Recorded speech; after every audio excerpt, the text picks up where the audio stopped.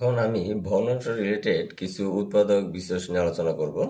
প্রথমে আমরা এই উৎপাদকটা একটা উৎপাদক নিয়ে আসলাম। এই উৎপাদকটাকে এইভাবে না দেখে আসলে আমরা এইভাবে দেখে বেশি অভ্যস্ত। এটা দেখতে অবশ্যই ভালো লাগবে মনে হয়। এটাকে আমরা আমাদের ভালো লাগার মতো করে আগে লিখে নিলাম। এখন এই উৎপাদকটা করতে গেলে আমাদেরকে আগে ভগ্নাংশ মুক্ত করা লাগবে এই রাশিটাকে। এই জন্য আমাকে প্রথমে যে কাজটা করতে হবে সেটা হচ্ছে যে এই 2, 6 এবং 3, এই তিনটা লসক হচ্ছে 6, 6 দ্বারা পুরো সেক্টরটাকে গুণ করতে হবে। যদি 6 দ্বারা গুণ করি তাহলে x²/2 ইন্টু হচ্ছে 6 প্লাস হচ্ছে 7x/6 ইন্টু হচ্ছে 6 প্লাস হচ্ছে 1/3 ইন্টু হচ্ছে 6। তাহলে এই যে এই অংশটা যে আমি গুণ করলাম, এই গুণ করার জন্য এখানে যে x গুণ করলাম এই জন্য আবার 1/x দ্বারা এখানে গুণ করা লাগবে, অর্থাৎ x দ্বারা আবার এই সেক্টরটাকে আমার ভাগ করতে হবে। যেন এখানে আবার দেখো x 6 6 6, এখানে 6 যদি আমি কমন নিই এই 6 কিন্তু কাটা যায়, তখন আমাদের আগে যে অঙ্কটা ছিল সেটা কিন্তু ঠিক থাকতেছে। আর আমি যদি এই অংশটা না লিখি তাহলে অঙ্কটা কিন্তু ভুল, কারণ এই রাশিটা হঠাৎ করে আমি 6 গুণ করলাম পুরো সেক্টরের সাথে, এটা কিন্তু ঠিক না। তাহলে আমি যদি 6 দ্বারা গুণ করি তাহলে আবার 6 দ্বারা আমাকে ভাগ করতে হবে। যেহেতু এখানে ইকুয়াল অবস্থার মধ্যে কোনো কিছু নাই, ইকুয়াল থাকলে আবার কি করা যেত, এখন মনে করো সামথিং ইকুয়াল হচ্ছে এখানে 0 বা 2 কিছু একটা থাকতো, তাহলে পুরো সেক্টরটাতে যদি 6 দ্বারা গুণ করতাম তখন কিন্তু আবার 6 দ্বারা আমাকে ভাগ করার প্রয়োজন ছিল না। কিন্তু এই অঙ্কটাতে যেহেতু আমাদের একটা পক্ষ, অর্থাৎ শুধুমাত্র লেফট হ্যান্ড সাইড একটা পক্ষ, এরকম একটা সাইড, তাহলে এই অংশটাতে 6 দ্বারা গুণ করলে আবার 6 দ্বারা কিন্তু ভাগও করা লাগবে। তাহলে 1/6 এটা কিন্তু থাকে যাবে। আর এখানে ক্যালকুলেশন করলে যেটা আসতেছে, এখানে আসতেছে তোমার 3x², আর এখানে আসতেছে 7x, এখানে আসতেছে প্লাস হচ্ছে এখানে হচ্ছে 2, এখানে কাটাকাটি করে দেখবে এই জিনিসটা আসতেছে। এই 1/6 কিন্তু এখানে থাকে যাবে। এখন এই অংশটার দিকে তাকাও, এটা কিন্তু নর্মাল একটা অঙ্কের মধ্যে চলে আসলো, কিন্তু একটা ঝামেলা কিন্তু ঠিকই আছে, সামনে 1/6 আছে। তাহলে এই 1/6 কিন্তু আমাদের যন্ত্রণা না, এখানে যন্ত্রণা ছিল, এখানে প্রত্যেকটাতে যে ভগ্নাংশ ছিল এটা কিন্তু আমাদের মাথা ব্যথা ছিল। তো ওইখান থেকে কিন্তু আমরা পুরোপুরিভাবে মুক্ত হলাম। এখন এই অংশটা নর্মাল যে মিডল টার্ম আমরা যেভাবে করি এইভাবে করলেই অঙ্কটা অ্যান্সারটা বের হয়ে আসবে। তো এখানে আমরা ভাঙাই কিভাবে, 3x², প্রথমে এটা লিখবা, এখানে +2 এখানে লিখবা, তারপর এই জায়গাটা ফাঁকা রাখবো, অর্থাৎ এইখানে ভিতরের এই পদটাকে আমরা দুইটা পদে রূপান্তর করব। সেটা কিভাবে করব, 3 আর 2, তাহলে 3 আর 2, 3 দুগুণে, এখানে গুণ করলে 3 দুগুণে 6, 6 দ্বারা 6 নামতা পরে আমরা 7কে মিলাবো, তাহলে এখানে আসবে 6x প্লাস হচ্ছে x। তাহলে এই যে 6কে 6, এখানে 6x প্লাস x, এখানে হচ্ছে 7x। তারপরের লাইনটা, এখানে 3x কমন যায়, এখানে হচ্ছে x প্লাস হচ্ছে 2 প্লাস এখানে 1 কমন যায়, x প্লাস হচ্ছে 2 ব্র্যাকেট ক্লোজ, তাহলে 1/6, আর এখানে x প্লাস হচ্ছে 2, আর এখানে হচ্ছে 3x প্লাস হচ্ছে 1। মোটামুটিভাবে এইটাই হচ্ছে আমাদের অ্যান্সার। তো এরকম আরও অনেক অঙ্ক আছে, তার মধ্যে একটা পরিচিত অঙ্ক হচ্ছে এরকম যে আমাদের অঙ্ক হচ্ছে AQ প্লাস হচ্ছে 1/8। তাহলে এই অঙ্কটা আমরা তাহলে কিভাবে করব, এখানে হয়তো বা এটাতে ভগ্নাংশ নাই, তাহলে এইখানে ভগ্নাংশ আছে, তাহলে এখানে ভগ্নাংশের 1 নিয়ে কিন্তু কোনো সমস্যা না, আমাদের সমস্যা হচ্ছে এই যে নিচের 8 নিয়ে হচ্ছে আমাদের সমস্যা। তাহলে এই 8টাকে ডিলিট করতে গেলে তাহলে আমাদেরকে 8 দ্বারা পুরো সেক্টরটাকে গুণ করতে হবে। যেহেতু পুরো সেক্টরটাকে 8 দ্বারা গুণ করতেছি, তাহলে আবার আমাকে 8 দ্বারা কিন্তু ভাগও করা লাগবে। তাহলে পরের লাইনটা আসবে 1/8, এখানে হচ্ছে, আচ্ছা ফার্স্ট ব্র্যাকেট দিলেও চলবে, সেখানে হচ্ছে 8AQ প্লাস হচ্ছে 1/8 ইন্টু হচ্ছে 8। ব্যাপারটা এমন যে এটার সাথে 8 দ্বারা গুণ, এটার সাথে 8 দ্বারা গুণ হবে, আবার 8 দ্বারা কিন্তু পুরো সেক্টরটাকে 8-এর সাথে 8 দ্বারা কিন্তু ভাগও করা লাগবে, অর্থাৎ 1/8 দ্বারা গুণও করা লাগবে। তাহলে 1/8 এই যন্ত্রণা কিন্তু এখন থেকেই যাবে, কারণ আমি ভগ্নাংশ থেকে মুক্ত হইতে পারবো, কিন্তু এইখানে ঝামেলা কিন্তু ঠিকই আমার একটা থেকে যাবে। তো এখন এটা যদি আমি কাজ করি তাহলে হচ্ছে 8AQ প্লাস হচ্ছে 1।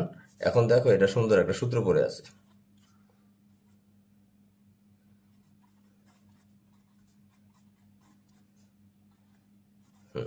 তাহলে AQ প্লাস BQ, এটা সূত্র আমরা মোটামুটি সবাই জানি।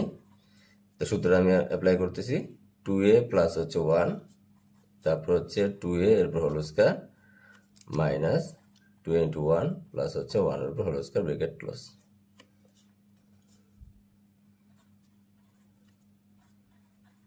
2a plus 1 4a square minus 2a plus 1, এটা হচ্ছে আমাদের এই অঙ্কটার অ্যান্সার। তো এরকম আরো কিছু উৎপাদক আমি নিয়ে কাজ করতেছি, একটু লক্ষ্য করো।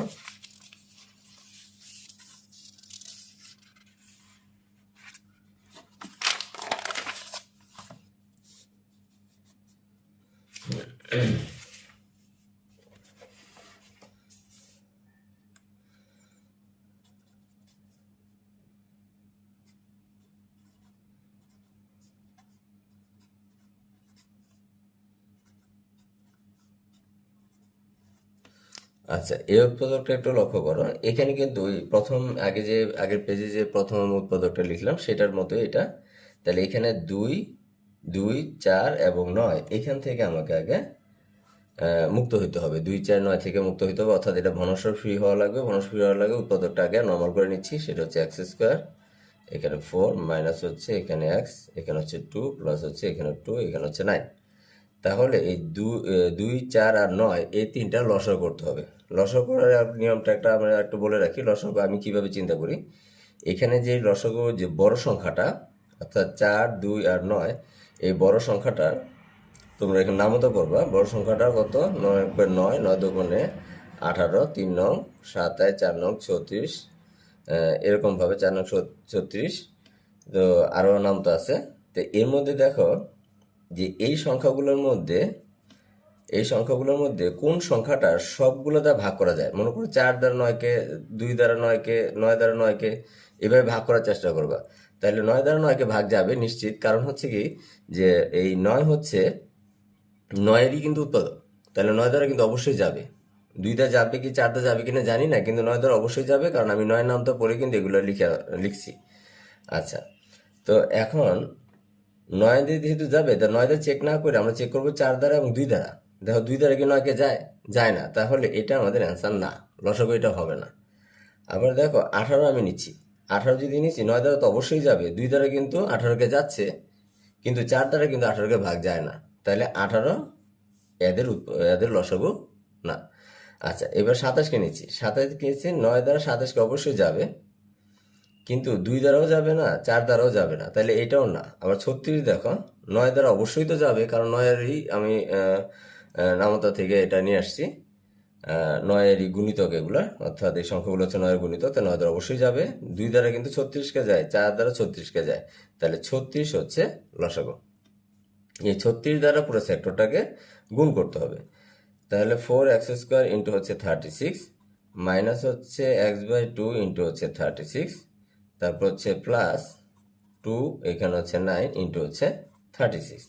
তাহলে যেহেতু পুরো সেক্টরটা 36 দ্বারা আমি গুণ করলাম, তাহলে আমার 36 দ্বারা কিন্তু আবার আমাকে ভাগও করা লাগবে। তাহলে 1/36 কিন্তু আমার অঙ্কের মধ্যে সবসময় থেকেই যাবে। 1/36 এটা কিন্তু থেকে যাবে। তাহলে এখান থেকে ফলাফলটা পাচ্ছি 9x স্কোয়ার মাইনাস 18 অর্থাৎ 18x প্লাস 4 4 দুগুণ হচ্ছে এখানে হচ্ছে 8।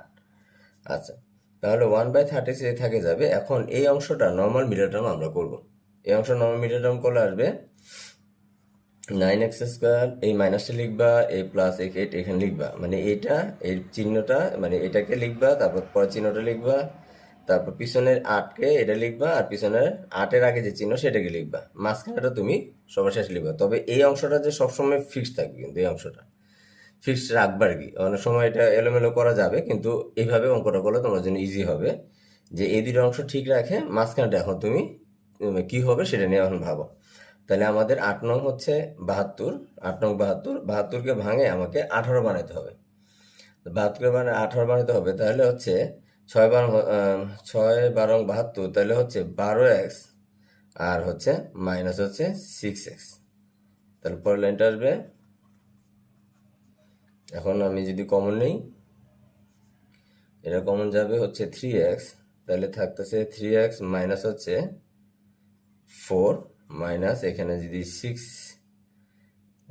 এখানে কমন যাবে হচ্ছে 2, তাহলে এটা তাহলে 3x মাইনাস হচ্ছে 4 ব্রেকেট ক্লোজ, তাহলে 1/36 আর এখানে যেটা থাকতেছে সেটা হচ্ছে কমন নিলে থাকতেছে 3x মাইনাস হচ্ছে 4 আর হচ্ছে 3x মাইনাস হচ্ছে 2, এটা হচ্ছে আমাদের অ্যান্সার। তো এরভাবে আমরা এই কিছু এরকম ভগ্নাংশ রিলেটেড ম্যাথগুলো কিন্তু আমরা এইভাবে করতে পারি, কিন্তু ভগ্নাংশের ম্যাথগুলোতে আগে সবচেয়ে প্রথম কাজ হচ্ছে আমাদেরকে আগে ভগ্নাংশ মুক্ত হওয়া লাগবে। ভগ্নাংশ মুক্ত হইতে গেলে নিচে যে সংখ্যাগুলো থাকবে যেগুলো আমাদের ঝামেলা করতেছে তাদের লসাগু দ্বারা গুণ করতে হবে, এবং সেই লসাগুর সংখ্যাটাই আবার এখানে ওইটা দ্বারা ভাগও করা লাগবে। আর এই অংশটা কিন্তু পুরো অঙ্কটাই থেকে যাবে, আর এটা নর্মাল হওয়ার পরে নর্মাল মিলের টার্মে যে উত্তরটা আসবে সেই উত্তরটা এখানে চলে আসবে। আশা করি তোমরা এই ভগ্নাংশ রিলেটেড অঙ্কগুলো বুঝতে পারছো।